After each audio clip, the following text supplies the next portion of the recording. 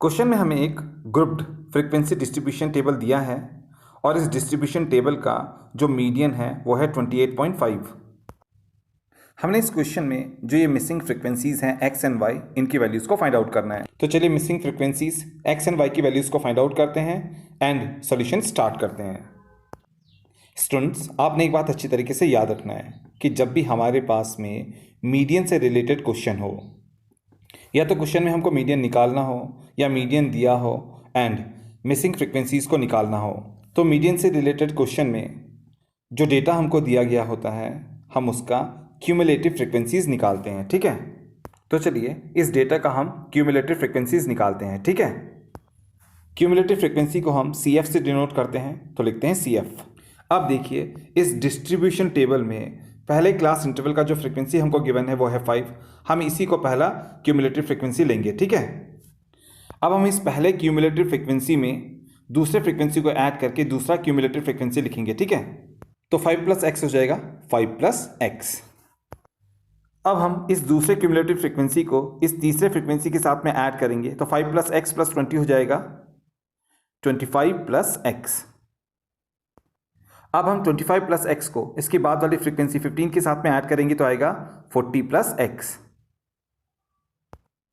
अब हम इस क्यूमुलेटिव फ्रीक्वेंसी को इसके बाद वाली फ्रीक्वेंसी y के साथ में ऐड करेंगे, तब 40 + x + y हो जाएगा 40 + x + y। अब हम इस क्यूमुलेटिव फ्रीक्वेंसी को इसके बाद वाली फ्रीक्वेंसी के साथ में ऐड करेंगे, तो 40 + x + y + 5 हो जाएगा 45 + x + y। अब देखिए क्वेश्चन में हमें सम ऑफ फ्रीक्वेंसीज गिवन है 60। सम ऑफ फ्रीक्वेंसीज को हम n से डिनोट करते हैं, इसलिए n यहाँ पर हमारा है 60। और जो ये लास्ट वाला क्यूमुलेटिव फ्रीक्वेंसी होता है ये सम ऑफ फ्रीक्वेंसीज यानी कि n के इक्वल होता है, इसलिए यहाँ पर जो लास्ट क्यूमुलेटिव फ्रीक्वेंसी है 45 + x + y वो सम ऑफ फ्रीक्वेंसीज यानी कि 60 के इक्वल होगा। तो चलिए सॉल्यूशन स्टार्ट करते हैं और इस बात को लिख लेते हैं। लिखते हैं अकॉर्डिंग टू टेबल जो हमारा लास्ट क्यूमुलेटिव फ्रीक्वेंसी है 45 + x + y वो इक्वल्स होगा सम ऑफ फ्रीक्वेंसीज के जो कि है 60। अब हम 45 को लेफ्ट हैंड साइड से राइट हैंड साइड में लेकर के जाएंगे, तब हमारा ये इक्वेशन हो जाएगा x + y = 60 - 45। तब हमारा इक्वेशन हो जाएगा x + y = 60 - 45 यानी कि 15, और ये बन गया हमारा फर्स्ट इक्वेशन। अब देखिए स्टूडेंट्स, क्वेश्चन में हमको मीडियन गिवन है 28.5। मीडियन को हम m से डिनोट करते हैं, तो m हमारा है 28.5। अब देखिए स्टूडेंट्स, मीडियन को निकालने का जो फॉर्मूला होता है वो होता है m = L + n/2 - CF / f × h। हम इस फॉर्मूले से मीडियन को कैलकुलेट करेंगे। ठीक है, यहां पर m हमारा है मीडियन, L होता है lower limit of the median class, n sum of frequencies होता है, और जो ये CF है ये cumulative frequency of the previous class होता है, यानी कि मीडियन क्लास से पहले वाली जो क्लास होती है उसका क्यूमुलेटिव फ्रीक्वेंसी होता है, और जो ये h होता है ये क्लास इंटरवल्स का साइज होता है। ठीक है, अब देखिए स्टूडेंट्स, हमारा मीडियन है 28.5 और हमारा मीडियन 28.5 20 से 30 के बीच में आता है। क्योंकि मीडियन 28.5 20 से 30 के बीच में आता है, इसलिए हमारा मीडियन क्लास होगा 20 से 30। हमारा मीडियन क्लास होगा 20 से 30, और जो हमारा मीडियन क्लास होता है उसके लोअर लिमिट को हम L से डिनोट करते हैं, तो L हमारा हो जाएगा 20। मीडियन क्लास की फ्रीक्वेंसी को हम F से डिनोट करते हैं, तो F हमारा हो जाएगा 20। और मीडियन क्लास से पहले वाले जो क्लास इंटरवल होता है उसके क्यूमुलेटिव फ्रीक्वेंसी को हम CFP लेते हैं। ठीक है, CFP का मतलब होता है cumulative frequency of previous class, तो हम इसको CFP भी लिख सकते हैं, cumulative frequency of previous class. तो इस CFP की जगह पर हम प्रीवियस क्लास के क्यूमुलेटिव फ्रीक्वेंसी को पुट अप करते हैं। ठीक है, अब देखिए इन दो कंसेक्यूटिव क्लास इंटरवल्स के लोअर लिमिट का डिफरेंस है 10, तो हमारा h हो जाएगा 10। अब चलिए हम इन सभी वैल्यूज़ को मीडियन के फॉर्मूले में पुट अप करते हैं। ठीक है, अब देखिए यहाँ पर है m होता है मीडियन, मीडियन हमारा है 28.5, तो हम m की जगह पर लिखेंगे 28.5। फिर आगे है =, तो लगाएंगे =। फिर यहाँ पर है L होता है lower limit of the median class, और हमारे मीडियन क्लास का लोअर लिमिट है 20, तो हम L की जगह पर 20 को पुट अप करेंगे। ठीक है,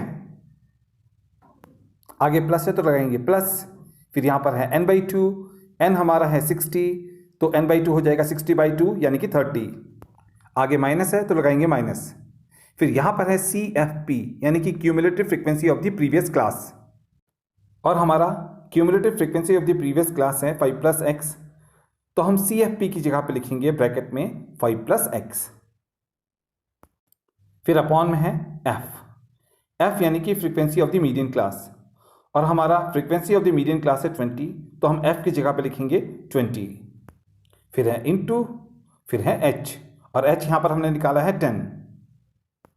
अब हम इस 20 को लेफ्ट हैंड साइड से राइट हैंड साइड में लेकर के जाएंगे, तब लेफ्ट हैंड साइड में हो जाएगा 28.5 माइनस 20, फिर इक्वल्स टू है तो लगाएंगे इक्वल्स टू।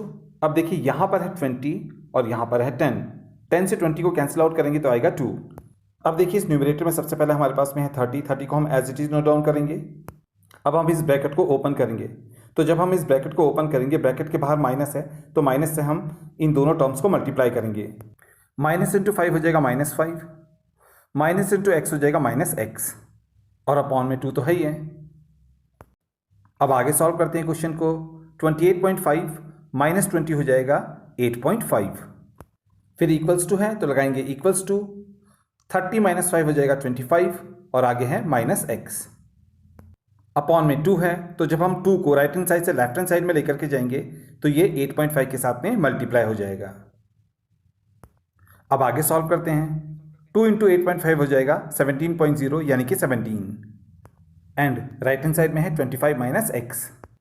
अब हम -x को राइट हैंड साइड से लेफ्ट हैंड साइड में लेकर के जाएंगे, तब लेफ्ट हैंड साइड में आएगा x, फिर हम 17 को लेफ्ट हैंड साइड से राइट हैंड साइड में लेकर के जाएंगे, तब राइट हैंड साइड में हो जाएगा 25 - 17, तब हमारे पास में आएगा x = 25 - 17 यानी कि 8। तो यहाँ पर हमारे पास में x का वैल्यू आ गया 8। अब हम x = 8 इसको फर्स्ट इक्वेशन में पुट अप करेंगे, ठीक है। तो लिखते हैं put x = 8 in equation first. Equation first हमारा है x + y = 15। तो जब हम x की जगह पर 8 को पुट अप करेंगे तब हमारा इक्वेशन हो जाएगा 8 + y = 15। तो इक्वेशन हो जाएगा 8 + y = 15। अब हम 8 को लेफ्ट हैंड साइड से राइट हैंड साइड में लेकर के जाएंगे, तब हमारे पास में आएगा y = 15 - 8 यानी कि 7। तो यहाँ पर हमारे पास में x आया 8 और यहाँ पर हमारे पास में y आया 7। तो अब हम कहेंगे हियर x = 8 एंड y = 7। तो ये आ गया हमारे इस क्वेश्चन का फाइनल आंसर।